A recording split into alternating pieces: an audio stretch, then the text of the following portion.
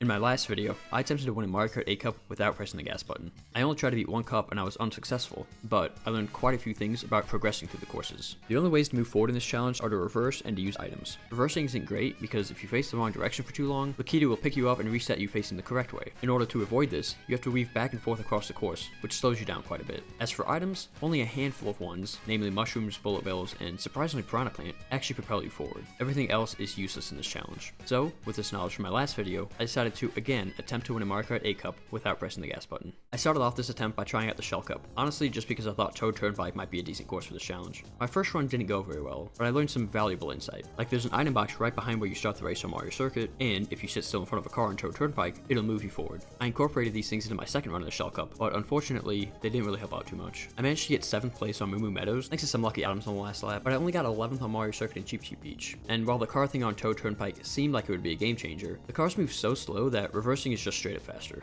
After discovering that Turnpike was not as good as I had hoped it would be, I decided to just try every single cup, excluding the DLCs because that would double the amount of time this would take, and take notes on every single course to try and see which cup seemed the most likely to be able to complete this challenge on. As I went through the cups, I found quite a few courses that seemed to have pretty good potential. From Yoshi Circuit with its close together items and easy to hit shortcuts, to Big Blue, where you can just sit in water that moves you forward decently fast for a good chunk of the race. I also found some courses that are literally impossible to complete, like Mute City and Electrodome, because they start with a flyer speed ramp that you can't reverse over, and you have no way to get items before them. I developed some new strategies as well, like letting go of the B button for a second while reversing to be able to switch directions quicker. After completing every base game cup without pressing the gas button, only one cup stood out among the rest, the Leaf Cup. Sure, there were plenty of races here and there that getting a podium place seemed pretty doable, but the Leaf Cup was the only cup where all 4 races had decent potential. Wario Stadium didn't look easy by any means, but with some good item luck, I thought I could place well. Sherbet Land had the most potential of any course that I've attempted besides Baby Park, and I managed to get 5th place in my first attempt. Music Park seemed pretty doable as well, as long as I didn't miss every flying section like in my first attempt. And Yoshi Valley definitely seemed doable with the right items and pathing. I was feeling pretty confident when I started doing run after run of the Leaf Cup, but after a couple of hours, I started to lose hope.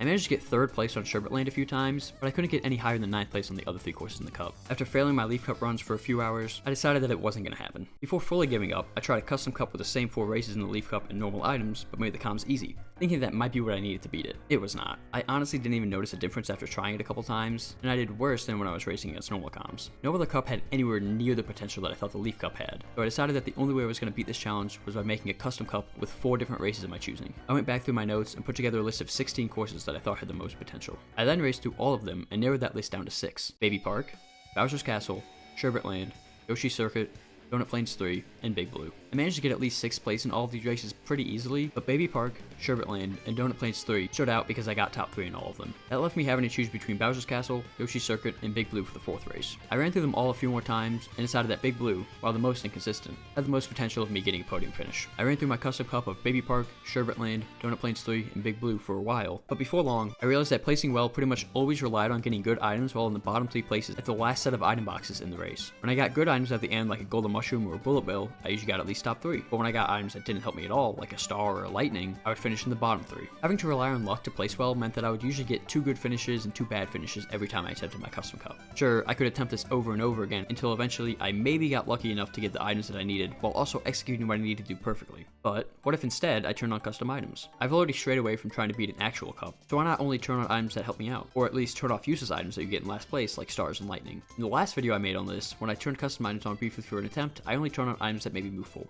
While it did make me finish the races faster, it didn't improve my placements at all because the other racers also finished the races faster. So when I picked up the items this time, I kept on some green shells and bananas so that the racers in the top half wouldn't be getting mushrooms and extending their lead, allowing me to catch up. These are all of the items that I had turned on. I immediately noticed a difference with these custom items. In my very first attempt with the new rules, I finished in 6th place at the end of the cup, the first time that I've been in the top half. I did have to make some adjustments to my game plan on the courses, but not having to reverse as much because I can't get stars or lightning was definitely a morale booster. The race where my game plan had to change the most was definitely Baby Park. Before custom items, I didn't have to think too much about being able to get first. But on my first attempt with custom items, I got 12th place. I played around with it for a while and finally developed a strategy that resulted in me getting top 3 about a third of the time, but because Baby Park was now the most inconsistent of the races, I decided to start with it instead of end with it, so that if I didn't place well, I could restart quicker. My next full attempt at the custom cup, I managed to get 4th place overall, with the 1st, 4th, 3rd, and 10th place. After a few more attempts, I managed to get 3rd place on Baby Park and 1st place on Donut Plains 3.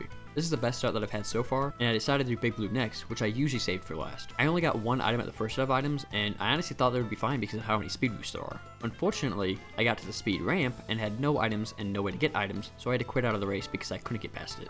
At this point, frustrated with myself for wasting the best start to a cup yet, I decided to switch out Big Blue for Yoshi Circuit. After failing a few more attempts with my new custom cup, I decided to change the difficulty of the comps to easy to see if that would help. I kept everything else the same and started grinding again. Throughout all of these attempts, one thing was clear. Yoshi Circuit was not working out. Almost every time I raced there, I would place well outside of the top 3. Every now and then I would get a 6th or a 7th, but most of the time I would place 9th or worse. I decided to give Big Blue another chance and just raced it 4 times in a row. I got 5th, 1st, 2nd, and 4th.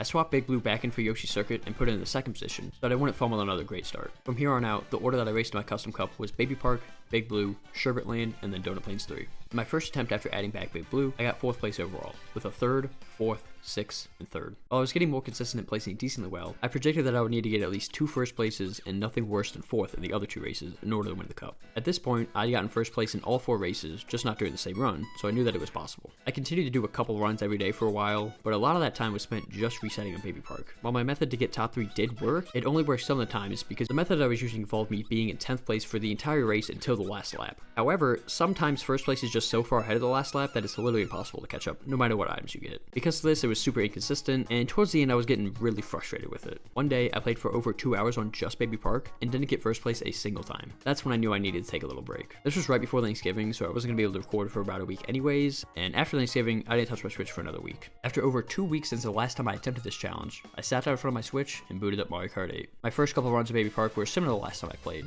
6th, 10th, 4th, 7th, but then, something changed. I was in 9th place with a golden mushroom right before the start of the final lap. The next item box gave me triple mushrooms. I managed to propel myself forward all the way through the end of the race, and I got first place. What used to be a common occurrence just happened for the first time in weeks. I knew that this had to be the run. I pulled up my notes on Big Blue to refresh my memory of what I needed to do, and then I loaded into the race. I got a triple and a single mushroom in the first set of item boxes, enough to get me to the second set thanks to the many speed boost. There, I got a triple and a golden mushroom. Again, enough to get me to the next set of item boxes. I used a single burst of my golden mushroom to get over the fly ramp, and got a bullet bill from the item box. The next section was the rushing water, where I was able to get a decent ways down before falling out of the water and having to use my bullet bill. I got a golden mushroom from the next set of items that I didn't have to use as the water took me to the next set of item boxes, where I got another bullet bill. I was able to conserve both of these as I entered the final lap because of the speed boost and moving conveyor belts in the next section. As I approached the penultimate set of item boxes with bullet bill in hand, I waited until I fell into last place to use it. I got a golden mushroom, which was enough to propel me into 4th place, barely missing out on 3rd. While not the best result, it meant that I was still in contention for first place. Sherbet Land was next, a race that involved a lot more reversing than Big Blue. I tried to finish the first lap in first place in order to remember how to do it, but fell a little bit short of the finish line in 3rd because I overestimated how far about 60% of the golden mushroom would take me. In the second lap, I wanted to see if I could get lucky by getting a mushroom in 5th place, but got a green shell and ran out of golden mushroom about halfway to the finish line. I finished that lap in 8th.